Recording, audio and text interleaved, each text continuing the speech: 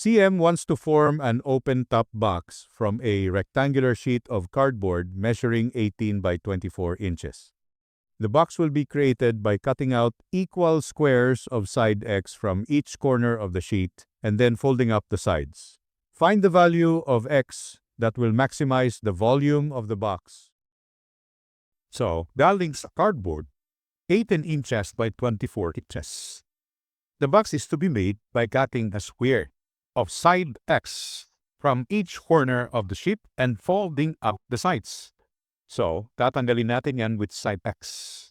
I-fold up natin siya. So, yung remaining dimension dito, it is 18 minus 2x. But dito, it is 24 minus 2x. Find the value of x that maximizes the volume of the box. Merong term na maximize. By the way, most likely, basta merong term na maximize, minimize, then it is a maximum-minimum problem. So, ano yung x na kailangan i-cut natin para maximum ang volume ng box? E magagawa natin. Yung procedure sa maximum-minimum.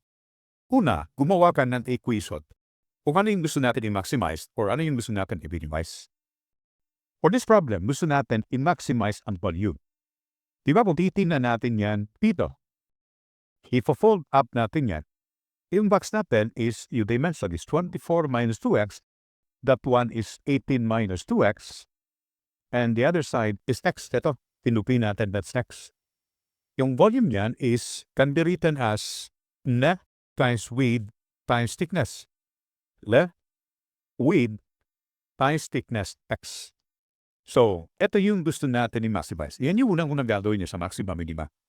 So, sa maxima minima, itong variable yan, differentiate mo with respect to the other variable sa other side of the equality. The other variable is x. Differentiate natin yan with respect to x. Pwede ko pa itong i-distribute to x. 24 minus 2x. Ito, i-distribute na sa dito. 18x. Ito naman is minus 2x squared. Kung i-differentiate ko yan with respect to x, you have dv over dx. So, iset ko yan as u. Ito naman, iset ko yan as v. So, u dv. Copy u. dv, derivative of 18x is 18. Ito naman, minus 4x. So, u dv ba lang yan, ha? Plus v du. Yung v, copy that one. du, derivative of u. So, derivative of constant is 0. Derivative of negative 2x is negative 2. Maximum minimum does flow set as 0. As a set me at 0. Yan yung concept. You can solve for a value of x. 10.606. It is a quadratic equation. Expect to have two roots. The other root is 3.394. So, dalawang roots, ito lang yung pwede. Para natin nasabi ito yung pwede. At hindi pwede yung 10.606. Imagine, if yung x is 10.606, kung iset natin dito, dalawang x, ilan yung dalawang 10.626? 21.2. Lumagpas sa dito yung dalawang x. That's why that cannot be an answer. That is an absurd value. 3.394 is the only possible answer. Next problem. A 12 centimeters wide rectangular sheet of metal is to be formed into a rain gutter by bending up two equal sides so that they are perpendicular to the base. Determine how many centimeters should be turned up on each side to give the maximum carrying capacity of the gutter. 12 inches wide, hindi binigay yung length, I will assume L. So, ita-turn natin, tatawagin mo, X. Let's say yan yung distance. Ita-turn natin. How many centimeters should be turned up to give the gutter its greatest capacity? Isang hint na maximum minima yung problem niya. Pero siyang pinapa-maximize or pinapa-minimize. Greatest, maximum, minimum, sa meron mga bigyan. Gawin nyo dito, this one here is 12 minus 2x. Ulitin natin sa i-turn up. Wala natin magagawin equation pag dyan natin sa gagawin kasi hindi naman yan given. Okay? May isometric natin. Ito siya. I-fold up natin. I-note up natin. So, it is now a rain gutter. Yung length niya is tax. Diba? Ito yung finold up natin. Gusto natin i-maximize yung kanyang capacity. Capacity refers to the volume. Volume niya ng tubig na pwedeng dumalo dyan. So, kung ano yung pinapamaximize, gawan mo na equation. Volume yung ating maximize. So, what is the volume of this rain gutter? It is equals to 12 minus 2x times x, area yan, area ng cross-section or area ng flow of water, times L. I-distribute ko yung x, so that is 12x minus 2x squared, times 10. Okay, kung ano yung gusto natin i-maximize, yan yung i-differentiate natin with respect to the added variable. So, derivative of v with respect to x. So, I will set that one as u. Dito naman as v. Actually, constant yan eh. Yan makaka-apekto. But gawin ko na lang in general way. U dv plus v du. U, derivative of L, where L is constant. Derivative constant is here. Kaya magka-cancel na siya. Plus v L, then derivative of u. So, isa-isay natin. Derivative of 12x is 12. Derivative of negative 2x squared is 2 times 2x. Sa maximum minima, yung slope natin, that's the slope, gawin natin 0. At ayun, tanggal ito lahat kasi 0 yan. Ito rin, matatanggal yan kasi pag i-cross-multiply natin yan sa 0, matanggal siya tan. Particular lang talaga basically is ito 12 minus 2 times 2x. So with that, ito equate that one to 0, x is 3 centimeters. Next problem. A circular pool of water is increasing at a rate of 16 pi square inches per second. Determine the rate at which the radius is increasing at the instant when the radius is 4 inches. So, inahanap na rate is inches per minute. By inspection, yung binigay na rate of change is rate of area, change of area. Bakit? Inches squared is area per second. So, we can define that one as derivative of area with respect to time or rate of change of the area, 16 pi inches squared per second. Yung hanapin natin is the rate of change of the radius is in inches per minute. So, i-convert ko na lang yung seconds to minutes. 60 seconds in 1 minute. Cancel yung seconds. So, you have here 960 pi square inches per minute. Paano ba natin makuha yung rate of change of the radius? So, gagawa ka lang ng relation between the rate of change given and the unknown rate of change. And obviously, since circular pool yan, we can use the area of a certain formula. May area, may radius, which is we can relate both. And yung method dito, differentiate both sides of the equation with respect to time as the time rates. Derivative of a with respect to times dA over dt. Then I will copy the constant. Derivative of r squared with respect to time is 2r. Pero niyang dr over dt. Ito ang hinahanap natin. My dA over dt. Ito. My radius. When the radius is 4 inches. Akuha natin si dr over dt. So, dA over dt is 960 pi. 2 pi plus r, then dr over dt. So, kuha natin is 120 inches per minute. Next problem. Sand falling from a chute forms a conical pile in which the height is always 4/3 of the base radius. Determine the rate at which the volume of the pile is increasing at the moment when the radius is 3 feet and is increasing at a rate of 3 inches per minute. So, ang unang gagawin talaga dito is, dapat makagawa ka ng equation sa variable na gusto natin kuhanin yung rate of change. Halimbawa, ito sa problem na to. How fast is the volume increasing? Dapat makagawa ka ng equation ni volume or formula ni volume. Gusto natin yung rate of change, then i-differentiate natin yan sa time. Yan yung unang gagawin nun. Ito yung figure natin.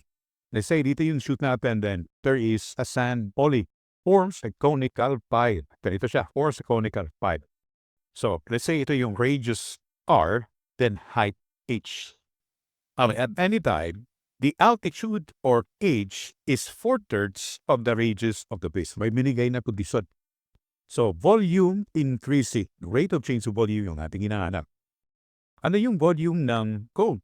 Diba? It is pi over 3 r squared times h. So, pwede natin itong mas-simplify because sinabi sa problem, yung h is always 4/3 of r. papalitan natin siya ng 4/3 of r. So bring down r squared, that one is 4/3 r. Simplifying, combine pi over 3 times 4/3, that's 4 pi over 9. Then, magiging r cubed. That is our volume.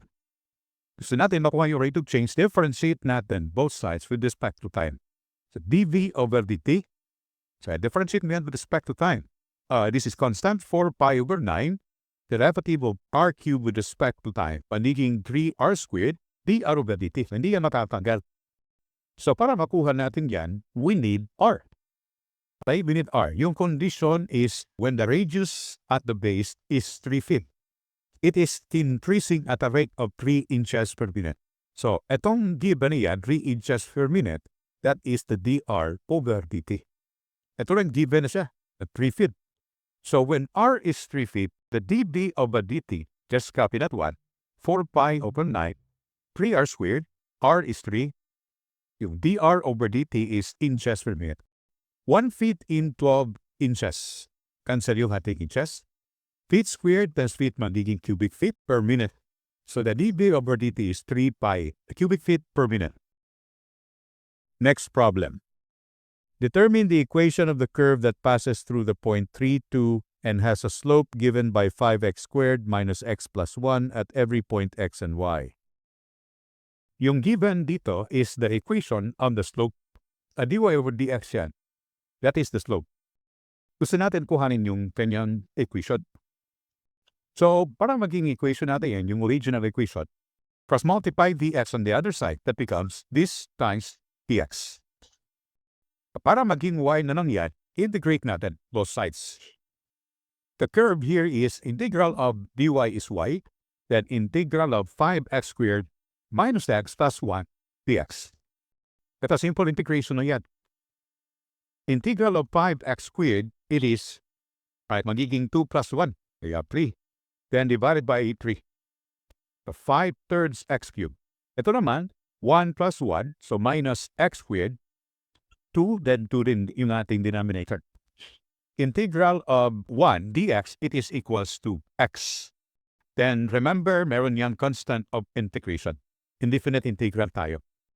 So kailangan muna natin kuhanin yung c. To solve for the constant of integration, binigyan tayo ng point. Nadadaan siya sa point na 3, 2. I-substitute natin yan sa x and y sa curve natin. So ito yung curve natin ha. So you have 2 as your y. Ito yung y, ito yung x. X is 3. X is 3. X is 3, then constant of integration. Makakuha natin si c. So negative 83 over 2. Ito yung sabat. Next problem. Find the polar equation that represents the same graph as the circle given by the equation x squared plus y squared is equal to 4y. So, yung tatandaan natin sa pag-convert ng equation natin to polar equation is that these three relations. X is r cosine theta, y is r sine theta, and r squared equals x squared plus y squared. Ito yung tatandaan nyo sa pag-convert. Okay, konting algebra lang. X squared plus y squared equals to 4y. Ito yung given. Gusto natin yan i-convert to polar equation. So, x squared plus y squared is r squared. Yung y is r sine theta. So, cancel yung isang r, matitira is 4 sine of theta. Next problem. Radon 22 decays following the model of this equation, where T is measured in days. Determine the half-life of the substance. So, if this is our formula, gusto natin makuha yung half-life. So, that is when the life T is 1/2 of KO. KO is the initial or original life niyan when the T is 0. So, kung i-substitute natin yan dito, A is 1/2 of AO, then equate that one to this. We can cancel TO. Nakukuha natin yung half-life. We can simplify. Pwede natin siyang mag-bring down. If the ln natin yung both sides, ln 1/2. Kung nag-ln ka dito, ln mo rin yung other side. Kung ln natin, take note, ln e raised to x. O leaving x na yan, magka-cancel yung ln e. So, we bring down lang ito. So, ngayon, nakukuha natin yung half-life. So simplify, divide it by negative 0.181. Answer is 3.83 days. Next problem. A germ population follows this growth model. Determine the value of T at which the population becomes twice its original amount.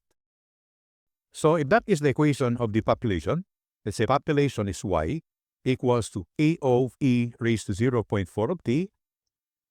Condition here is magdadouble yung the population from AO, original population, times to magdadouble. Y is 2AO. I-substitute natin to sa Y, then magka-cancel yung AO. Matitira dito, you have 2 E raised to 0.40. Para ma-eliminate ko yung E, so i-ln ko yung both sides. ln 2, kung ano yung gagawin mo dito sa left side of the equation, dapat the same yung gagawin mo sa right side of the equation. Yan yung rule sa equality. At take note, ln E raised to 0.40 is equals to 0.40. ln E raised to X is equals to X. Magka-cancel siya. Ito bababa. O kaya ln E raised to that magiging 0.4 of T. Okay? So, T is equals to ln 2 divided by 0.4. So, answer is 1.733.